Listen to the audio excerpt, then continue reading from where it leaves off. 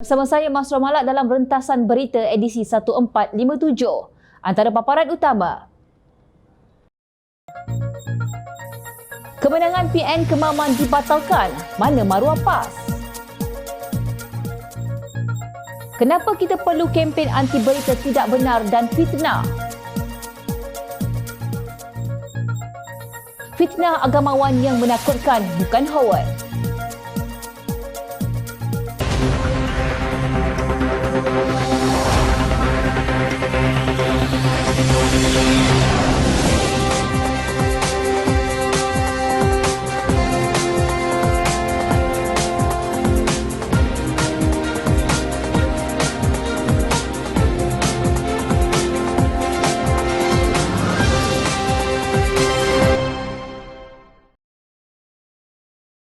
Assalamualaikum dan salam sejahtera. Mahkamah Pilihan Raya semalam membatalkan kemenangan calon Perikatan Nasional PN Cik Alias Hamid di kerusi Parlimen Kemaman. Ini susulan keputusan Hakim Mahkamah Tinggi Kuala Terengganu, Ansem Charles Fernandez, yang membenarkan petisyen pilihan raya yang difailkan oleh pempetisyen Wan Muhammad Hisham Wan Abdul yang juga adalah calon PN. Keputusan dibuat setelah mahkamah berpuas hati bahawa pihak pempetisyen berjaya membuktikan wujudnya unsur rasuah ketika kempen PRU15. Mahkamah turut memerintahkan pihak responden membayar kos sebanyak RM30,000 kepada pihak pempetisyen. Bagaimanapun, mahkamah bersetuju untuk menangguhkan pemakluman kepada Suruhanjaya Pilihan Raya SPR bersabit keputusan mahkamah hari ini sehingga 3 Oktober depan. Ini sementara menunggu tindakan atau rayuan daripada pihak responden. Peguam Cik Alias Farizal Yusof mengesahkan kepada Malaysia Kini mengenai keputusan hari ini, dan ketika ditanya jika PN akan merayu kepada Mahkamah Persekutuan, peguam itu berkata mereka akan membincangkan isu berkenaan. Sekiranya PN tidak memfailkan rayuan ke Mahkamah Tertinggi dalam tempoh 14 hari, SPR akan mengisytiharkan kerusi parlimen itu kosong sekaligus membuka laluan kepada pilihan raya kecil. Pada PRU15 tahun lalu, Cik Alias merampas kerusi Kemaman dengan majoriti 27,179 undi. Beliau menewaskan calon BN dan bekas Menteri Besar Terengganu, Datuk Seri Dr. Ahmad Said. Tentu anda masih ingat pada 27 Jun 2023 yang lalu, Mahkamah Pilihan Raya membatalkan kemenangan calon PAS Datuk Ahmad Amzad Hashim bagi kerusi Parlimen Kuala Terengganu pada Pilihan Raya Umum ke-15 PRU15. Hakim Mahkamah Tinggi Datuk Seri Muhammad Firuz Jafril membenarkan petisyen pilihan raya yang difailkan calon Barisan Nasional BN di kerusi Parlimen itu, Datuk Haji Muhammad Zubir Embong. Keputusan dibuat Hakim Muhammad Firuz selepas pihak pempetisyen berjaya membuktikan wujudnya unsur rasuah ketika kempen PRU15. Nampaknya, kedua-dua kemenangan ahli parlimen PN atau lebih tepat disebut calon PAS telah dibatalkan mahkamah atas kesalahan rasuah. Tertanya-tanya juga, di mana maruah PAS dan dekat mana Perikatan Nasional letak muka? Pelik tapi benar. Parti yang berlabel Islam itu telah kembali mencalonkan perasuah pilihan raya itu untuk kembali menjadi wakil PAS dalam PRK Kuala Terengganu baru-baru ini. Dan adalah tidak mustahil calon PAS Cik Alias Hamid di kerusi Parlimen Kemaman juga akan kembali dicalonkan untuk PRK di Parlimen Kemaman jika kerusi tersebut diisytiharkan kosong. Tanpa sedikit pun rasa malu kepada rakyat beragama Islam, apatah lagi kepada rakyat bukan Islam, Ketua Pemuda PAS Ahmad Fadli Syari meminta bekas Menteri Besar Terengganu, Datuk Seri Dr. Ahmad Said bertanding di kerusi Parlimen Kemaman sekiranya berlaku pilihan raya kecil PRK di kawasan berkenaan. Di mana kesipuan beliau yang bercakap di saat kopiah di atas kepala, di saat perasuah itu adalah daripada parti yang didukungnya. Ini bukan soal siapa lawan siapa, siapa berani atau siapa penakut. Ini soal rasuah, dosa besar dalam Islam. Anak muda PAS nak jadi apa? Beliau secara peribadi berpandangan pemimpin UMNO itu adalah individu paling layak menjadi calon mewakili Barisan Nasional BN untuk sekali lagi berdepan PAS dan Perikatan Nasional PN. Kita berlawan pula sekali lagi Abang Mat iaitu Ahmad Said. katanya dalam hantaran di Facebooknya semalam. Sebagai respon segera, Pengerusi UMNO Terengganu itu dengan lantang menemplak kenyataan Ahmad Fadli dengan menegaskan ahli Parlimen Pasir Mar itu tidak sepatutnya mencampuri urusan UMNO dalam menentukan pilihan calon yang akan bertanding pada PRK nanti. Itu bukan hak dia, iaitu Ahmad Fadli, nak tentukan siapa yang bertanding. Dia tiada hak nak cakap macam tu. Ini urusan UMNO, bukan parti dia. Kita ada proses menerusi pucuk kepimpinan di mana pucuk kepimpinanlah yang akan tentukan siapa akan bertanding pada PRK nanti, katanya ketika dihubungi media.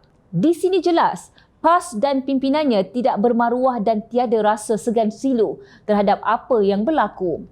Dua wakil parlimen mereka terlibat rasuah pilihan raya. Namun, ketua pemudanya bukan main bangga mencabar orang lain untuk bertanding. Bukankah sewajarnya pimpinan mereka memohon maaf kepada seluruh rakyat kerana parti penunggang agama itu telah melanggar prinsip integriti sebuah negara berdaulat seperti Malaysia, di mana moral mereka ketika terbuka melanggar etika di sebalik kopiah, serban atau jubah. Kerana kejahatan dan kebejatan yang dilakukan PAS, negara akan merugikan wang rakyat berjuta-juta ringgit untuk menggandakan pilihan raya, sedangkan wang itu mampu membantu rakyat yang memerlukan atau memperbaiki tandas atau masjid di seluruh negara.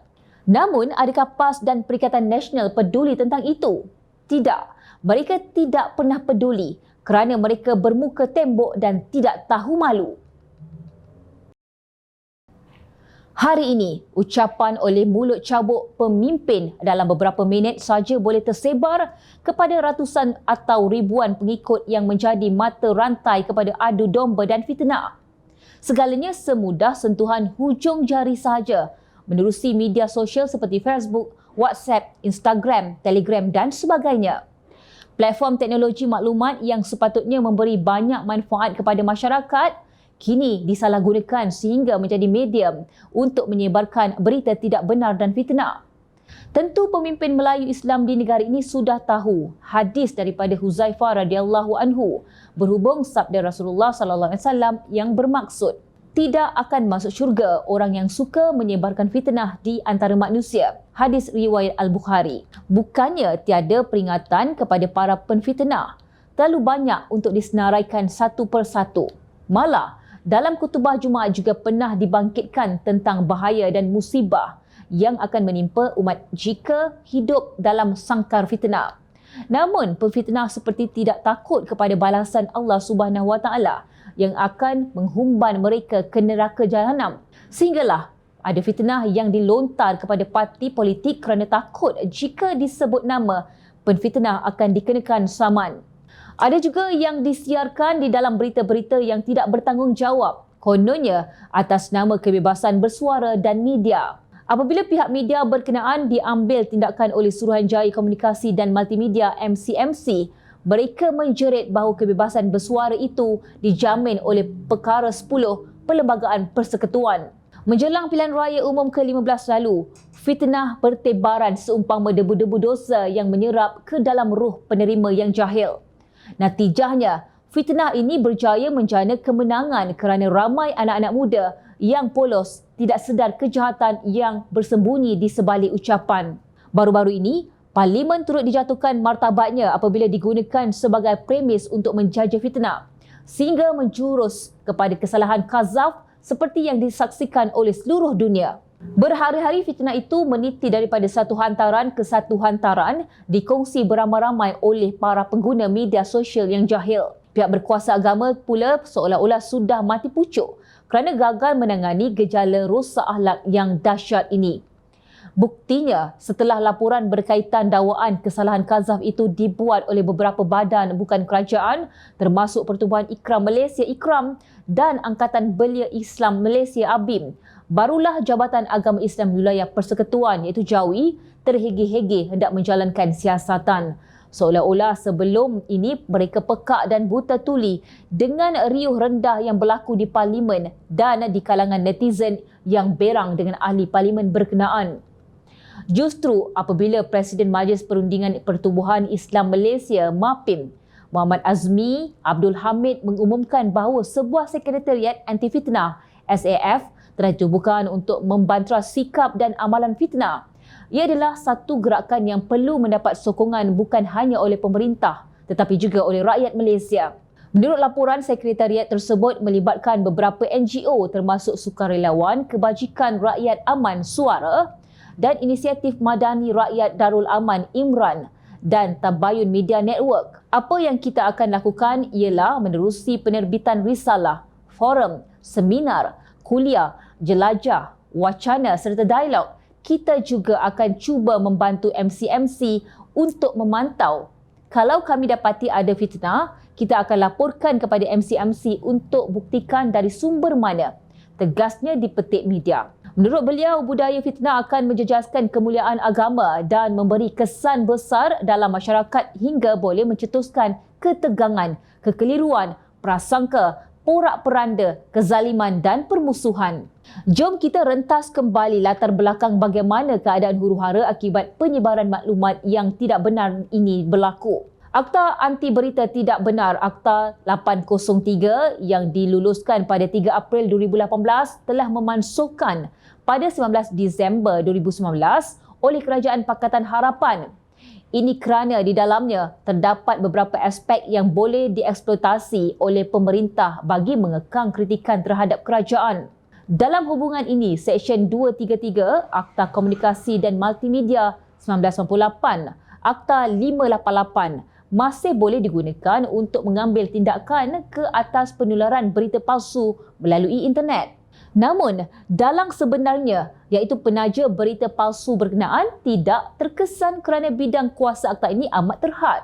Hanya pengguna internet yang akan didakwa. Ini berlaku kepada seorang penganggur bergelar Iman Mustaqim yang dijatuhi hukuman penjara 6 bulan dan denda RM10,000 atas 2 tuduhan termasuk membuat kenyataan bersifat jelik terhadap Sultan Selangor. Iman Mustaqim atau nama sebenarnya Muhammad Azlan didakwa di bawah Perenggan 233-1-A Akta Komunikasi dan Multimedia 1998. Akta 588 dan Subseksyen 233-3 Akta sama. Jika diteliti, hantaran jelik Muhammad Azlan itu berpunca daripada berita tidak benar kononnya 200 sekolah tahfiz akan ditutup di Selangor. Susulan itu, Sultan Sharifuddin Idris Shah selaku Ketua Agama Negeri Selangor menitahkan agar pihak polis mengesan penfitnah terbabit. Kesalahan Muhammad Azlan jelik menyakitkan hati orang dan menghina Sultan Selangor itu jelas didorong oleh kepercayaan yang menyimpang jauh daripada fakta sebenar berhubung kedudukan 200 sekolah tahfiz tersebut. Apa terjadi kepada dalang sebenar?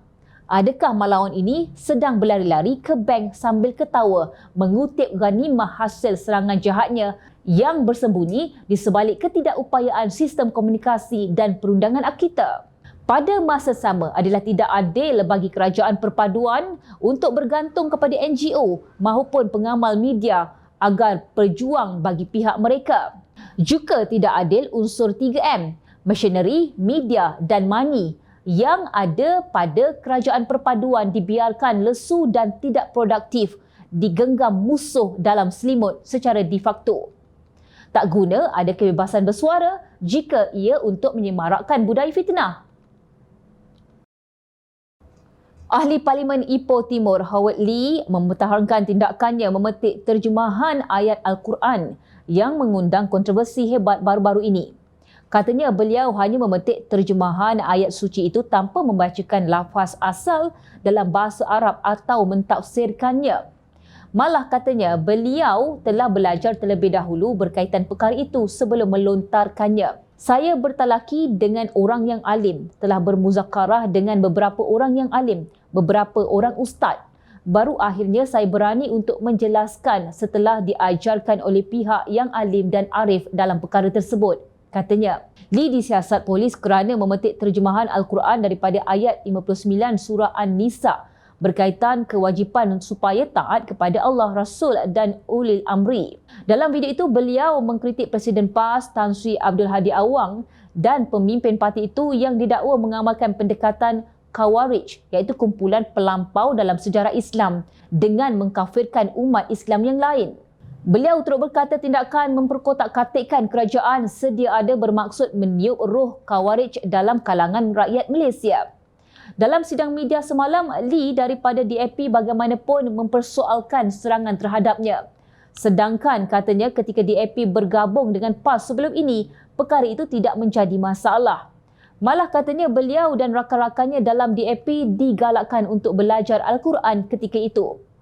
Tetapi tidak mengapalah, saya sudah memohon maaf, saya di sini untuk menyatakan terima kasih atas sokongan. Minta maaf bagi semua pihak yang pernah buat kesilapan yang sama dan mohon supaya jangan kita polemikkan ini, katanya. Sebenarnya, jika diamati ucapan saudara Howard Lee, anggota Parlimen Ipoh Timur itu adalah betul dan tidak melanggar apa-apa yang diajar Islam. Jadi, di mana isu hinaan terhadap Islam? Namun, apa diungkapkan Datuk Seri Muhammad Sanusi Mat Noor, pemimpin tertinggi PAS dan Menteri Besar Negeri Kedah itu yang wajar ditegur oleh umat Islam. Ungkapan saudara Howard Lee di TikTok yang tular baru-baru ini dikatakan menimbulkan kegusaran di kalangan umat Islam kerana didakwa mengungkapkan terjemahan ayat suci Al-Quran daripada surah An-Nisa ayat 59 yang bermaksud, "Wahai orang-orang yang beriman, taatilah Allah dan Rasul serta ulul amri di kalangan kamu." Anggota Parlimen Ipoh Timur itu cuma membaca terjemahan ayat suci Al-Quran dan bukannya membuat tafsiran sendiri atau mensyarahkan ayat suci Al-Quran tersebut. Malah beliau membaca terjemahan tersebut dalam bahasa Melayu. Umat Islam sepatutnya merasa gusar dengan amalan dan perkataan yang keluar daripada mulut orang Islam yang tidak selari dengan panduan ayat suci Al-Quran dan bukannya daripada orang bukan Islam seperti Howard. Masyarakat pelbagai kaum di Malaysia dan umat Islam khususnya wajar lebih risau terhadap golongan yang menggelar diri mereka agamawan, ulama, para asatizah atau tuan guru, namun lebih mudah mentafsir ayat-ayat suci Al-Quran berdasarkan emosi politik dan memberikan keuntungan yang menyelebahi kehendak nafsu serakah mereka. Betapa banyak ucapan dan kenyataan golongan yang kononnya bergelar diri mereka agamawan sebenarnya jauh lebih bahaya berbanding apa yang dikongsi oleh Howard. Amanat Hadi Awang 1981, fitnah PAS terhadap Datuk Seri Dr. Mujahid Yusof, tabung haji, fitnah Pesuruhanjaya PAS Perak Razman Zakaria terhadap Perdana Menteri berkenaan LGBT, hukum masuk neraka kepada sesiapa yang mengundi BN dan Pakatan Harapan dalam PR15 dan Tan Sri Mahidin Mat Yassin yang mengeluarkan fatwa haram mengundi calon PH dalam PRK Pulai baru-baru ini adalah contoh yang jelas kenapa umat Islam sepatutnya bimbang tentang semua itu. Howard bukan orang bukan Islam yang pertama yang cuba membaca terjemahan ayat suci Al-Quran. Mudah-mudahan beliau mendapat hidayah dan itulah yang disuarakan oleh mereka yang ikhlas beriman dan bertakwa. Sebagai umat Islam, kita patut mengisafi dan menyedari bahawa Islam adalah agama yang universal dan indah sehingga keindahan tersebut mahu disebut-sebut, dijadikan panduan dan teladan oleh mereka yang bukan beragama Islam. Sebagai umat Islam, wajar menjadi kebanggaan kita dan bukan pula menjadikan Islam itu hak milik sesuatu bangsa sahaja atau milik sesebuah parti politik yang suka berkokok namun ekor bergelumbang tahi. Islam milik semua, ia indah dan penuh hikmah, bukan ikut nafsu serakah. Ingat, rakyat sentiasa memerhati. Jom Channel ingin mengucapkan jutaan terima kasih kepada para penyokong Jom Channel dan kepada yang berminat untuk memberikan sumbangan bagi membolehkan kami meneruskan perjuangan menyampaikan berita yang benar. Sumbangan boleh dibuat melalui akaun bank yang tertera. Suara rakyat kami sampaikan demi negara tercinta. Teruskan bersama kami di Jom Channel untuk mendapatkan berita politik tanah air. Saya Masra Malak. Assalamualaikum dan jumpa lagi.